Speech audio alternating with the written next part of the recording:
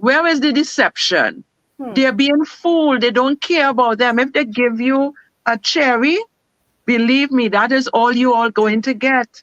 And you can't help yourself. Why would in this time and season you demolish people's home? So what, leave everybody on the street? Some of them who had family, they were able probably to go and bunk on. There are those that show it where they try to put something together so they can lie down and sleep. This is high wickedness in high places. If you're going to do that because you want the land, let's say it's state land and they want it for some reason, find somewhere to put these people. But you were going there and demolish the place and leave them with baby and children, everybody. Is that what we are as a nation? Are we accepting that as a people? Yeah. These are the things we're supposed to be crying out loud for, not for doubles at what Bennie Man said. No. Yeah. These are the things we should be flooding the social media with. How wicked! Whoever approved that demolition of the people's home, they're wicked and evil. They don't have a heart. I don't care. We all belongs to the state. And if the government, and where that land was, I can't see what the government wanted to do. I heard Camille Ridges Robinson spoke about not allowing people to do what they want. But the government doing what they want. We put you all there to look after our resources and to ensure that we have a better life. That is what the government is there about. Invest our monies in the right way. But what it is they're doing, they are doing what they want. So the whole place is messy. It's messy, you know. Yeah. And we need somebody with a heart of compassion and people behind that leader to ensure that things are put in place to help the people. It can't be the same old, same old. I am rooting for the United National Congress to win. I want that to happen. But I don't want when they win under my political leader now, because she's my political leader, I support the United National Congress. The people that she's going to put at every constituency to be MPs, they have to be checked. They have to be checked and call upon and discipline if they do not go there and meet the needs of the people who need it the most. So there's a lot of changes that has to take place. There need to be some new ministries. I mean, she used to have, under the People's Partnership, there was the Ministry of the People. And a lot of people can attest to the fact that they got help. Things happen, right? But we need, you know what we need really badly, Hadassah, is a Ministry of Maintenance. To maintain the police vehicles, the army vehicles, to maintain the constituency, because, I mean, the corporation is there, but it's messy. In my view, it is messy because they're not getting the money to do what they have to do. We need a revamping of everything, not just constitutional reform, a revamping of everything. She needs to go in there with good thinking people who have a heart for the people of this country like she does, because they can say what they want to say about that woman. I'm telling you, Kamala Persad-Bissessar is a woman for the people. She is a woman who wants the people to be served, and she wants the people to have a better living, better type of life. Listen, I think that most of the politicians, they're not out there on the ground. You saw what took place with Minister Stuart Young in Grandy. They don't even care to listen to the cries of the people. They go in and campaign, you know, but they're not even caring. They don't even want to hear what the people is asking for. And the woman was asking the right question. What are you putting in place for the young people? You pull the candidate away because we don't want to hear all you. So what it is, people actually going to put them back in power? God forbid. God forbid. It is a serious time. And we have to check, all of us need to check ourselves as individuals. If we say we are champion the cause for the poor, we advocate for certain things, we got to be serious, we got to be real, we got to have a heart. You can't have a heart for only your agenda and not for the people's need in this country. We can't do that anymore. We're going to have riots. we're going to have a lot of, you see how much murder and how much housebreaking and all of that? Hadassah is going to get worse, you know. It's going to get worse if we don't take stock as leaders, as politicians, and feel we high and mighty and we have protection, we have security around us. How much people you heard got killed as leaders and they had security around them? Their Yeah. own security is going to turn around, especially if it hit their home with their families. We Yeah. have to be careful. We have to be careful. Uh,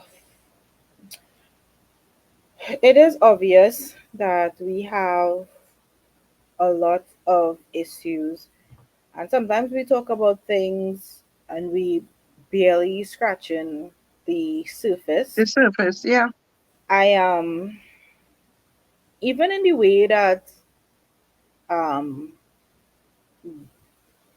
campaigning is done, political campaigning is done in Trinidad and Tobago. It is really done on a surface level, and it's done in a way that um, it's done in a way where you get the sense of, well, if it ain't broke, don't fix it. Um, and generally, what has worked is dividing people along ethnic lines, right? Um, I don't know if on both sides, if they employ like strategists and uh, psychologists to create campaigns that would really resonate with people, or that will actually show that, hey, we actually want something different. But I feel like the more that we talk about the things that are wrong in Trinidad, is the more I think I understand why, even to their very detriment, people still vote PNM. Yeah. And it is Mm-hmm. unfortunate, right? Very Because I much so. don't think people tap in enough to generational pain, trauma. I don't think people talk enough about just generally the plight of people of African descent in general, and why we continue to do things The a way we. certain way. Mm-hmm. Uh, Now, generally, you would find, even in nature, right? It's why, like, when on social media, you always find that these videos kind of like go viral because it's not normal, right? So you might see somebody might have like a dog, and then the dog might make friends with a kitten or a duck or whatnot. And everybody's like, it's so cute. And these videos tend to get a lot of views Mm-hmm. because it's not normal that different species will interact with each other like that. In terms of survival, it is actually better that the old ducks stay together, the old dogs stay together, the old cats stay together, Mm-hmm. whatnot or Yeah. whatnot. And what we have found over the centuries, and why people of African descent are so distrusting of everybody else, is because at every point, people have taken advantage of them, right? When you think about the colonization of people, if you think about the horror that the British Empire has caused so many countries, so many people across the world, and it's like and everybody has done it. So the British has done it, and they have used black people and black bodies for their own gain, and they didn't stop to think at all about the fact that these were human beings. What they actually did was they created laws and stuff like that to justify the horrors They said, well, black people are not intelligent, and they call us three fifths human, so we're not fully human, and whatnot and whatnot and whatnot. And then the Portuguese did it, and the Spanish did it, and the Chinese did it, Everybody did and the it. Syrians did it, and to an extent, Indian people did it. And so, if you think about this, compounded over decades, compounded over Yes. centuries, you could understand the distrust and why even when we have people, African people who ascend to power, right? They use the same tactics that these other people have before. They've used those things to continue to take advantage of us and enslave us and whatnot. However, it is that whole idea of survival. Well, I feel safer because he looks like me. He Yeah. talks like me. He come from Mm-hmm. where I come from, right? And until we start to treat our politics with that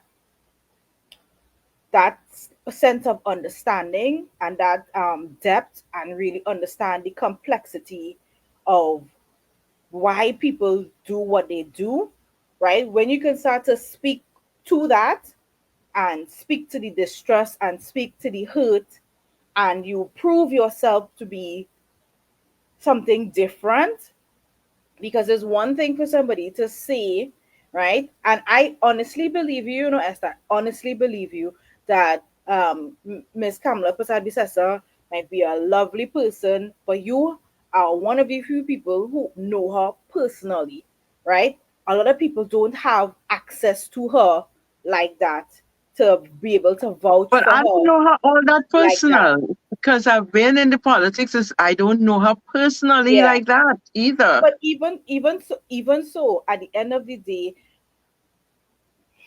it is really sad, and I more than anything would like to see something different. I would love to see something new Definitely. and I truly I share that same sentiment with you. I want to inspiring, see you know. something But different. this is And the what this is difference what we're is, dealing with. Hadassah, the difference is treat people like people.